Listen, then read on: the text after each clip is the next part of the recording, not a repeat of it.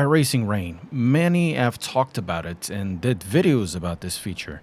I was waiting for the first big event, the 10 hours of Potatona, to give out the only real, true, and unbiased opinions about this new system. Nah, I'm kidding. I was waiting for Potatona, which served as a real stress test for the feature, so these opinions could be more in depth, figuring out what is good about it and what really needs to be addressed. And the experience that I've had got a few alarm bells ringing as the 12 hours of Sebring are just here. Tempest took years to build. iRacing wanted to take their time, so if they released it, it would be the best sim racing implementation of Rain currently available.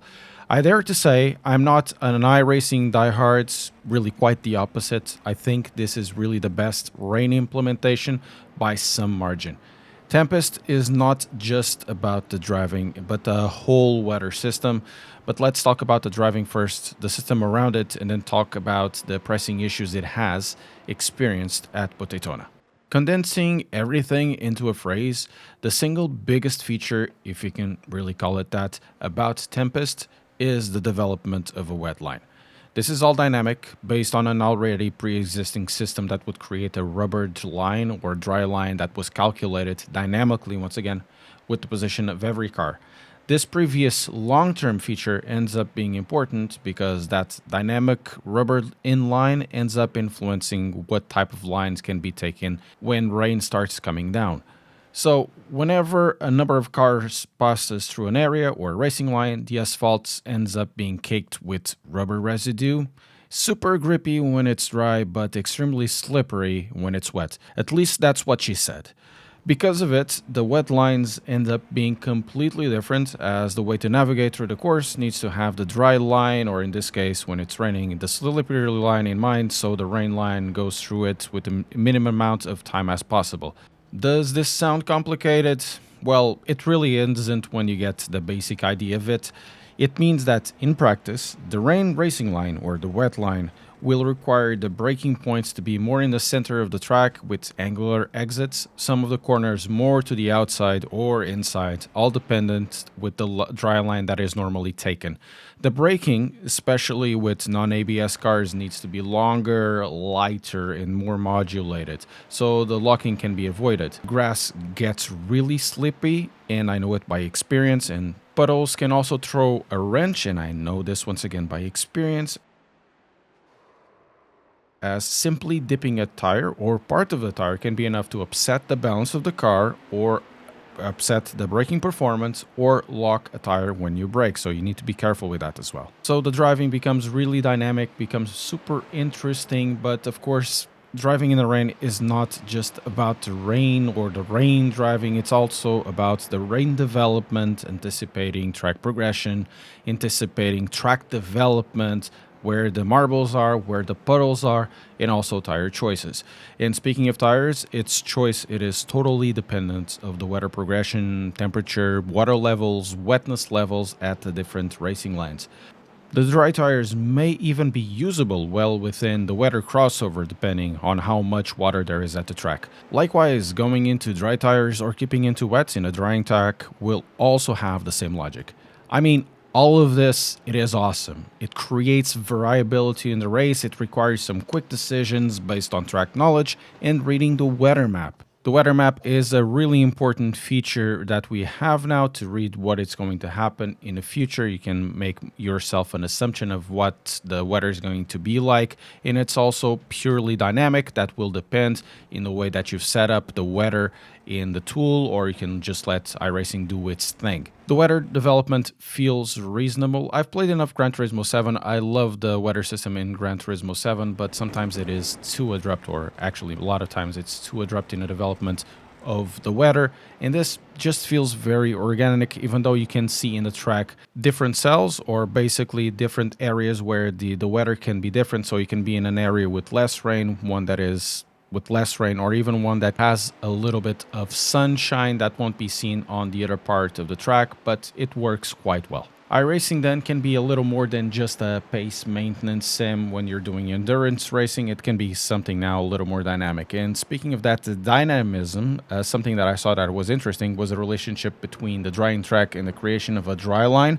Like I've said, As the track gets wet, the race line changes. That means that the marbles move as well. In the case of Daytona, I found it interesting because of it. In turn 7, for example, had the dry racing line move a little bit more to the inside when the track dried up because all of the marbles were just at the cusp of the natural racing line. Something that doesn't really change anything, but it shows just how cool is this system. Also, following the cars in the spray can be extremely difficult, adding to the challenge. There may be a few tweaks needed to opacity and brightness here and there, but generally, all of this is very well done. Now let's talk about the issues in an increasing scale of severity. Some are improvement points, others can be game breaking. Almost none of them related with the driving because in my opinion it is close to a perfect score. First of all, the GTP wet handling may need to be slightly tweaked, especially with the Cadillac. I found the Porsche 963 and other cars like the Mercedes GT3, Audi, Ferrari 296, and GR86 incredibly intuitive to drive. They're challenging, but they make sense. The Caddy for me was death on wheels. Maybe a tweak or two will be incoming, but once again, other than that can be mitigated or avoided, nothing to complain about. Graphically, the rain has its strong points, but other times it shows how old the game engine is because the reflections sometimes make me think that I'm looking at the Doom 3 or Quake 4 metal shining effects. Not game breaking or immersive breaking, but it is what it is. Moving inside to the car, the rain droplets that you can see on your windscreen are too little. Using the wiper or not is irrelevant. In reality, I chose not to have a wiper button in the steering wheel and I had decent visibility even when it was raining and the spray was hitting the car. The rain windscreen droplet intensity is definitely inferior to other titles that have rain as a feature. We have to talk about performance as well. I would say that would be only just natural to have a feature like this impact the frames per second. I really wasn't expecting to have such a big drop. In cases I've seen drops from 20 to 50%. We have to consider that this is a graphics engine coming from the mid-2000s, and while it was upgraded multiple times, it seems obvious to me iRacing engine really needs a major tweak to better extract performance and optimize your FPS.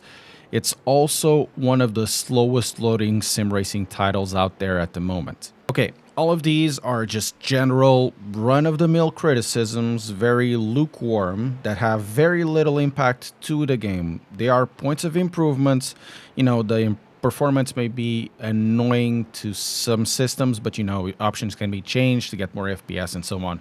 However, there's a really big game-breaking issue that the Daytona stress test has shown. The crashes. I'm not talking about cars crashing into each other. I was guilty of enough of that during the race. I'm talking about black screens, direct crashes to desktop, packet losses, and this wasn't an isolated event.